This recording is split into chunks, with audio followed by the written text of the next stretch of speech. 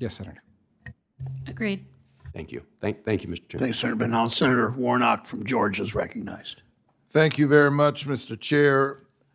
Fraud is a serious problem in the United States, and in this sector is growing. A Gallup study found that 8% of respondents said that they had personally been a victim of fraud in the past year, 8%. In the first quarter of 2023, reports of financial fraud per capita occurred more often in Georgia than in any other state, according to data published by the Federal Trade Commission. Forbes Advisor ranked Georgia the 5th most financially scammed state during that time period. With these incidents of fraud becoming more sophisticated and more realistic, unsuspecting folks, seniors, and others are being targeted directly and personally, meaning that consumer education plays a key role in stopping scams and fraud before they start. Ms. Sanchez-Adams, what have been some effective ways to educate consumers regarding the risk of financial fraud and scams? Well, sir, I think that financial education is extremely important, but it doesn't solve the problem, especially because the scams change overnight. So you tell them about one thing and then it changes to the next day. So, there's things that you could be done like in-app warnings. And I know that, Mr. Benda has spoken about some of the things that the banks do. You can make some things in-app, but I think more than that, you need to hold the institutions that are receiving those payments from the fraudsters more responsible for reimbursing consumers that are harmed. So in that regard, are there additional authorities and resources that the federal government needs in order to protect Americans from financial fraud?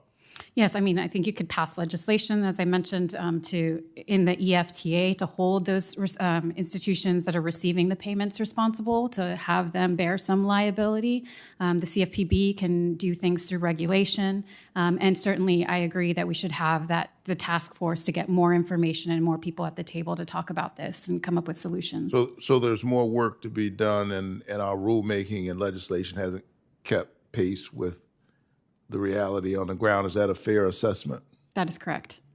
Now, my home state of Georgia is a hub for financial technology and payment processing. In fact, Georgia-based payment processing firms handle about 70% of United States transactions.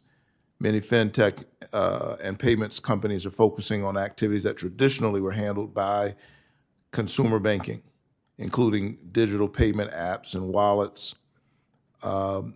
When consumers transfer money using traditional financial tools, there are financial protection laws in place for these traditional tools that protect their money.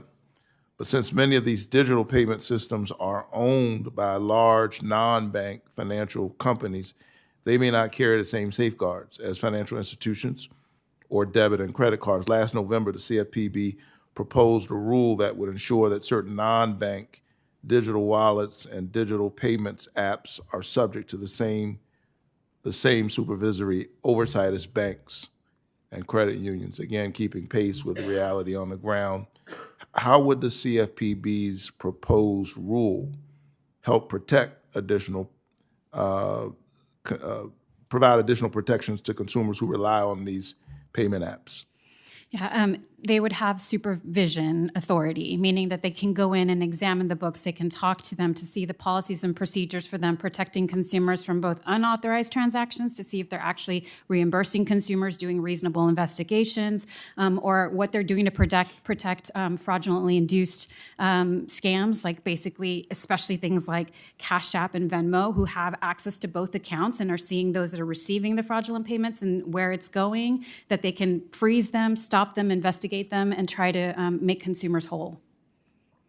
There's no question that consumers deserve to know that their funds are protected by consumer protection laws, regardless of their payment method. We can't have one set of guardrails for one sector and not have the same guardrails for another sector, or as we see increasing digital operations in the banking sector or the financial sector.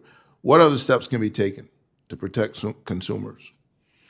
So one thing is to make sure that consumers are reimbursed for fraudulently induced transactions, or scams as people talk about that. Full stop. And then hold those financial institutions that are receiving fraudulent payments responsible, and make sure that payment systems are doing more to protect consumers as well.